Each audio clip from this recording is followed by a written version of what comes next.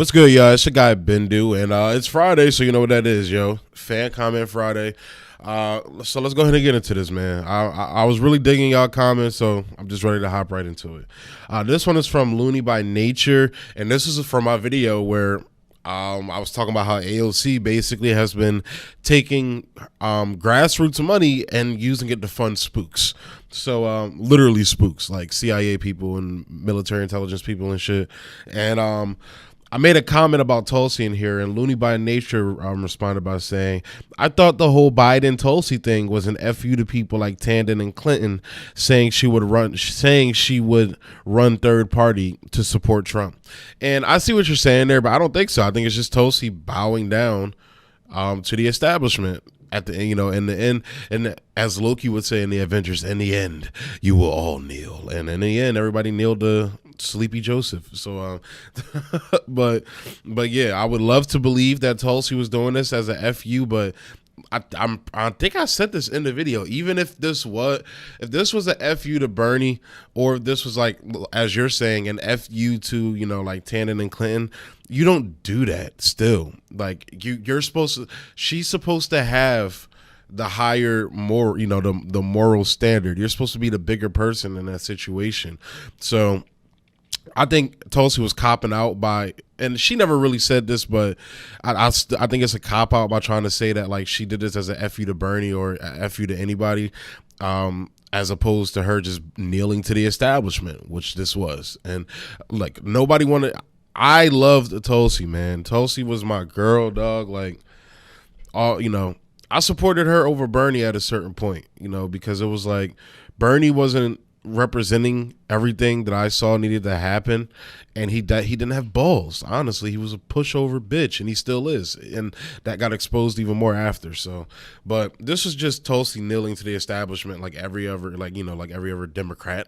She's a Democrat, so. I'm going to go ahead and move to the next one. This is from Z1AZ. I'm not even going to try to pronounce that, but he says, great post as always. No surprise at all about AOC. She has gone full blown establishment. Add to that a rank of 230 out of 240 for effectiveness. Running out of friends, fine by me. So this is a report saying that when it comes to like all Democratic Congress people, she ranks 230th out of 240. She's like literally almost at the bottom of the list. So she's not effective at all, and it's not surprising. I saw a couple people cover this, but when you're not willing to work on bipartisanship, like as we saw her whining and crying about Ted Cruz trying to kill her, like bullshit like that, and she's willing to work with the most insidious people within the Democratic Party, which is these fucking spooks, like I was talking about. Like she was funding all these intelligence people and everything to kowtow to the Democratic Party, and in the end they still told her to take her money and go fuck off. So that's the funny part, because they find her ideas toxic. They find her popular ideas toxic, and that's the thing. That's what it is. Instead of trying to fight to be within the party, fight for your ideals, because that is what's going to push you through and make you literally a legend. This is what I find so weird. Like Chris Hedges says it best: politics attracts the most mediocre of us. And it's like a mediocre person like would have made that move of forcing the vote on Nancy Pelosi. A mediocre person like wouldn't be doing the things AOC is doing. Somebody who wants to cling to power is going to do the popular shit. But you have to have the balls to not be afraid to cross the party. So, like I said, I'm actually going to be doing another video about AOC, because the Gray Zone just published a video about something that happened involving her. So that's going to be another AOC story. But I'm going to start ticking down on doing the AOC stories and the squad stories, because we know what it is with them, man. Honestly, so unless it's like something like this Gray Zone story that's to me very insidious, and I'm going to talk about it. But other than that, man, like I'm done talking about her. So, so you're absolutely right, dude. Like she's trash. She's trash, and she's running out of friends, and that's fine by me as well. So, Z1AZ, thank you for your comment, bro. Moving on to the next comment. the first comment is the one that I really want to comment on. I just found the reply to the comment kind of funny. But this dude's so this was about the video I did about SEC Rule 801, where it's supposed to like basically put these new regulations and standards onto hedge funds, investing in everything, so they can stop doing the naked shorting. That's what I've been talking about with my guy Alfred. He's been coming on doing a lot about that. And we're also doing a stock show now on Wednesdays, so look out for that on Wednesdays. And we're not financial advisors. I do have to say that. We're not financial advisors. I just think it could be something that's beneficial to people, so whatever. But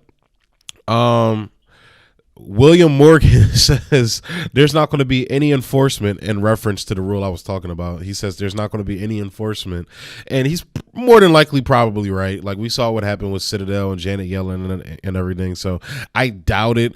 But then Cryptomaniac comes in and says, way to stay positive. I just find that funny.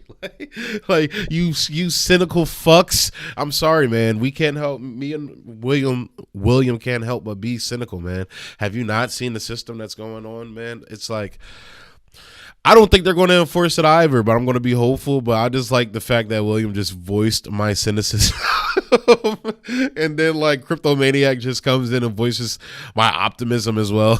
So I don't know, man. Bottom line is, I don't think they're going to enforce it. Honestly, like I said, Janet Yellen's, we see the blatant corruption with this administration, and just honestly, politics is corrupt as fuck anyway. So I don't see it happening. So William Morgan, thank you for your comment. Cryptomaniac, thank you for your hilarious reply to his comment. You guys are literally representing both sides of, my optimism and my cynicism. So, moving on to the next one. This is from Michelle Gossi. I hope I'm saying that right. Manchin does work hard internally to get more Democratic senators on his side to obstruct successfully, and I can't, I agree with that wholeheartedly. That was my video I did about Bernie and how Mehdi Hassan was pushing him and like asking him, like Bernie is making Mehdi Hassan look like a fucking Pulitzer Prize amazing journalist, when Mehdi Hassan's fucking garbage. But I just found it interesting. I found that comment interesting because like Bernie doesn't do the same thing. And the reason why Bernie doesn't do the same thing is because he's controlled opposition. Like if he was throwing his weight around like Manchin is Manchin is throwing his weight around for all this bullshit. Like he's throwing his weight around now on the infrastructure bill, or no, Biden's tax bill, to keep the corporate tax down. Like he wants it a little bit above Trump just so they could look a little bit better than Trump, but not too much. I think he wants it at like 24% or something like that, because Biden wants to take it back up to 28%, away from the 21% that Trump took it to. And I think Manchin wants it at like 24, 25, something like that. But yeah, so this is basically just me saying, that Bernie's a bitch. He's a controlled opposition, and even if he was, even if he wasn't, it would be even worse because you're just acting like a bitch, bro. You're not even getting paid for it, and y'all already know. I always say, if you're good at something, never do it for free. So, Michelle Gossi, I hope I'm saying your name right. Thank you for your comment. Moving on to the next comment. This is from Linnea Cannon, and it's from the same Bernie video. And she says, Bernie just laughs, then deflects with gaslighting. How disappointing he's become. And yeah, you're absolutely right. Like that whole Mehdi Hassan interview, you saw him get uncomfortable. Like he even cut Mehdi Hassan off a couple times, which is like, dude, you're squirming from a question from Mehdi Hassan because you're used to getting these fucking bullshit softball questions from like Jake Tapper and fucking Fredo Cuomo and shit. Like, oh, like Jesus, man. His downfall has become disappointing, man. And it's like, if you can't see it, if you still don't see it, you just don't want to. You're a hero worshiping bootlicker. That's what you are. And I'm not going to say that for everybody, because there's some people that just really want to believe. And there's the optimist in me. See, I feel like a lot on this show, my cynicism, like, speaks loud and clear, but then my optimism steps in, because sometimes I get some people because people like Katie Halper and shit, and Aaron Matei, because I think Aaron Matei sees it. Aaron Matei definitely sees it. He's just Canadian. He's trying to be nice. But Katie Halper, I don't know if she's still on the Bernie train, but it's like, if you don't see this, I don't know what to say. Like, at this point, like, these are politicians, man. They're fucked individuals. They're mediocre, as Chris Hedges, says again. And this isn't surprising now. Bernie already showed me who he is, and as I said in the last show, when somebody shows you who they are, believe them. As most of you probably know, DMX passed away now, and people have been posting a lot about him. I tend to not post about celebrities when they die unless it's like celebrities like that I actually really like. And it's not that I didn't like DMX, but I just don't. I think it's kind of tacky to fucking post. Like, you guys didn't post about him like a month ago when he was healthy, and alive. So don't post about him now. But whatever. But somebody posted this thing where he said always trust people to be themselves. Trust a snake to bite you. And that my DMX impersonation is horrible, probably, but he's absolutely right, man. Always trust people to be who they are, and that's just what it is, man. And I'm going to go ahead and move into the last comment, and this is from Nikki Desario, and this is like kind of a critique. I want to always put critique in here so y'all can measure me and see if I'm getting better, but she says, I've been eyeing Max D for a while. So this is from me and Alfred's Stock Talk video. Like I said, we're going to be doing that on Wednesdays, so look out for that. We're not financial advisors. I have to put that out there again. But she says, I've been eyeing Max D for a while. Entry price is looking good now. We'll look at buying tomorrow. Thank you so much for sharing the information. Please don't, and she continues, please don't take this the wrong way, because I appreciate what you were doing, but it would be great to hear more enthusiasm, not hype from you. Increasing your energy about what you were talking about will increase the vibration. I'm looking forward to more, and just hit that hot red subscribe button. And I appreciate that so much. I really appreciate that. And during that video, I'm going to tell you, and I'm not making excuses, but I was hopped up on NyQuil. Like, literally right before the show, I'm talking to Alfred. I'm like, dude, I'm like tripping balls right now. And then literally halfway through the video, I started coming down off the NyQuil because I've been sick. And I'm feeling a lot better now. Actually feeling really better now. I'm going skating tonight. So, but yeah, I was so hopped up on NyQuil, and then literally like there were parts where Alfred was talking, and I'm just like zoned in on my face, and I'm like, dude, is my face moving? Like, I was high as shit because I drank too much. But yeah, so that's why I was kind of like not, my normal self, because it was like I was hopped, dog. I was tripping balls.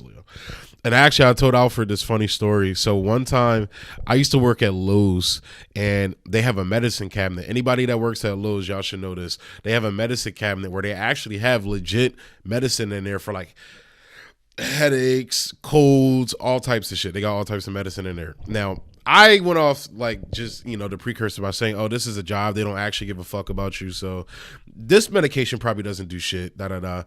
And one day I was on a 3-day stint of having the flu, and I was like drop dead on the doorstep dead. I didn't have any more time to call out because I was like, how old was I? I was like 19, 20 at the time. So I was being a dumb kid, calling out, going to bars, drinking and shit. But so I took 4 of the cold medicine pills, thinking they weren't going to do shit. And my guy Justin that worked there at the time, like he saw me like kind of like acting weird and shit. He said, "Dude, are you like, did you smoke before you come in here?" I said, "Nah, man." He said, He said, "I'm glad you did, because you have the flu and everything." And then he was like, did you take some of the medicine?" I said, "Yeah." He said, "Dude, how many pills did you take?" I was like, "I took 4. He said, "Dog, what the fuck?" I was like, "What?" He said, "Bro, you're basically tripping balls right now." I'm like, "No." So the whole time, like, I was kind of like having a bad trip, kind of like, how when you like, if anybody who's ever done drugs, if you've done like acid or something, or, some type of psychedelic, how they say like, don't fuck somebody's trip up, like don't bring up negativity. Dude, as soon as he did that, I started having a bad trip. But then something happened, and then I got back up to being in high spirits. But yeah, but that, like, I've been down bad before, man. I took 5 of those pills and was tripping balls. So I thought that story would be kind of hilarious to tell you guys for a Fan Friday story. But yeah, so Nikki, thank you for your comment. But I will definitely work on staying enthusiastic. I will try it in this video. I'm doing my Oprah impersonation. You get enthusiasm and you get enthusiasm and I don't know what I'm doing now. I've also been told my impersonations are trash. I don't know who would say that, why they would say that. That would be very mean. Alfred. But but Alfred's my guy. Yeah, that's my guy. I really fuck with doing the show with him. But yeah, so that's it. Those are all the comments. Nikki, again, thank you for your comment. Thank you for hitting that subscribe button. I appreciate you. And you already know I got love for y'all, man. This is why I do it, man. I like talking to y'all. So as always, thank you for tuning in. I'm going to go ahead and close the video out there, though. If you're on YouTube, keep hitting that red hot subscribe button like Nikki did. And yeah, comment so I can put you guys' comments on here, and definitely hit that thumbs up button too. If you're on Odyssey, hit that flame emoji, hit that thumbs up, John. There's so many buttons on Odyssey. It's so weird. And yeah, thanks for tuning in. Peace. Easy.